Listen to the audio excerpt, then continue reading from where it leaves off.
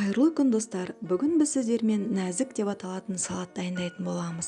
Бұл үшін бізге ең алдымен шұжық, сыр, ананас, піскен ет, жүгері, қызанақ және қияр, майонез, тұз және де бір тіс чеснок қажет болады. Барлығын осылай соломка, яғни ұзынша жіңішкелеп турап аламыз. Үстіне чесногымызды ұсақ етіп тураймыз. Енді ірі көзді тюркадан сырымызды ұсақтап өткіземіз. Барлығын турап өткізіп болғаннан кейін татымына қарай тұз және де корей тұзынан аз ғана салдым. Енді 3 ас қасық майонез салып жақсылап тұрып араластырамыз. Дайын болған салатымызды тәрелкемізге орналастырамыз. Дәмі сондай өзгеше және ерекше болады.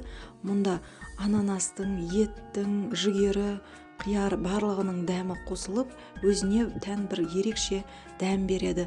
Сіздерге ұнайды деген ойдамын. Сіздермен болған Жібек.